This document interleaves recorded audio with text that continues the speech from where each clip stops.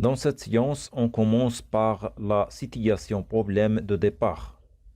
Dans notre vie quotidienne, nous utilisons une gamme de dispositifs optiques tels que lunettes, caméras, loupe, microscope, caméras de surveillance et télescopes qui nous permettent d'obtenir une image d'un objet. À l'intérieur de ces appareils se trouvent des lentilles. Donc, qu'est-ce qu'une lentille? Comment sont classées ces lentilles? Quels sont ses avantages? Quel effet ont-ils sur les faisceaux lumineux? Quelles conditions doivent être remplies pour obtenir une image nette? On a dit que ces appareils contiennent des lentilles. Une vue sur ces différentes lentilles qui sont formées des verres transparents ou des plastiques transparents sont limitées par deux faces. يعني هذه العدسات فهي محدودة بوجهين حيث نجد وجهين كرويين أو وجه كروي والآخر مستوٍ. C'est-à-dire on a des lentilles qui ont deux faces sphériques comme celle-ci, ou bien celle-là, ou bien celle-là.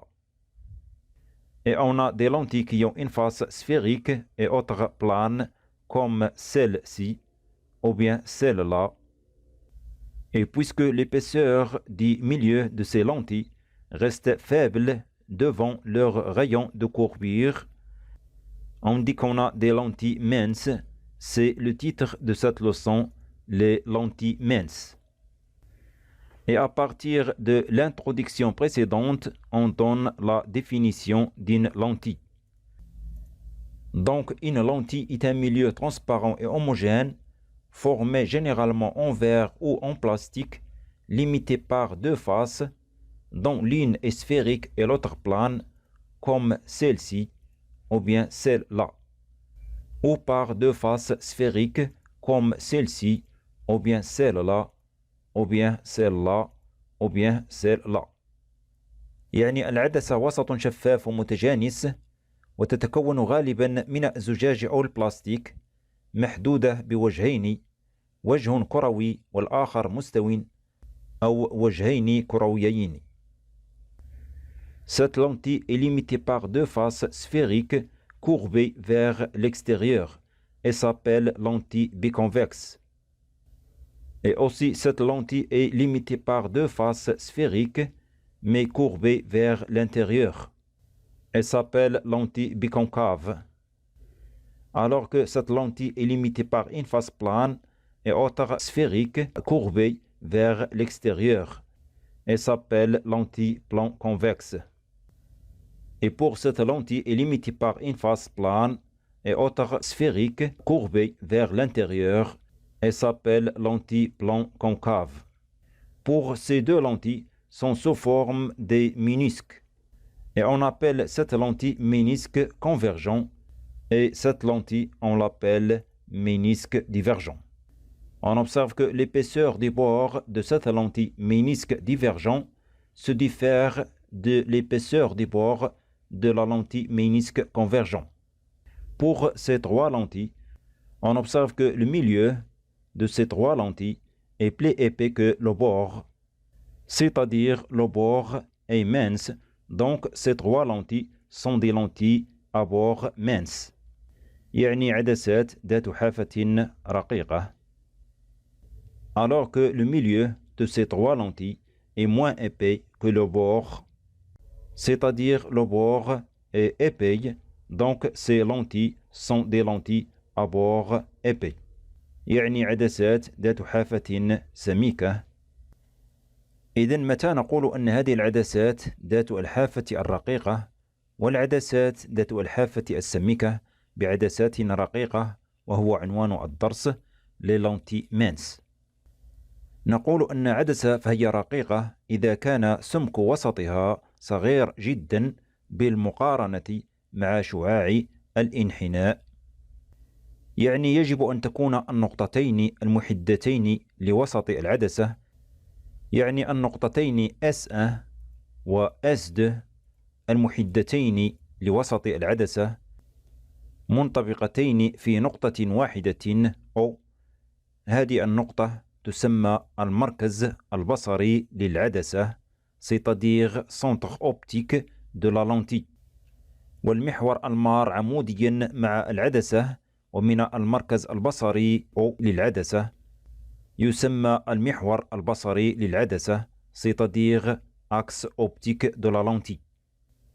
Et on écrit une lentille est dite mince si son épaisseur au centre est très petite, c'est-à-dire les sommets S1 et S2 sont confondus en un seul point O, appelé centre optique. Et la droite qui passe par O perpendiculairement au plan de la lentille est appelée l'axe optique.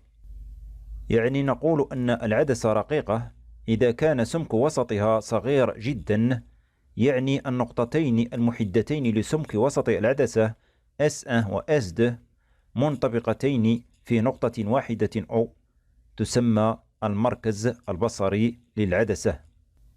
والمستقيم المار من النقطة أو عموديا مع العدسة يسمى المحور البصري. Et pour simplifier l'étude, on va savoir le symbole des lentilles minces à bord mince et le symbole des lentilles minces à bord épais. On a dit qu'une lentille est mince si les sommets du milieu de la lentille sont confondus en un point qui s'appelle le centre optique. Et par suite, les lentilles deviennent sous la forme d'un segment. Et s'il s'agit d'une lentille à bord mince, on ajoute au segment une double flèche à son extrémité orientée vers l'extérieur. Donc c'est le symbole d'une lentille mince à bord mince.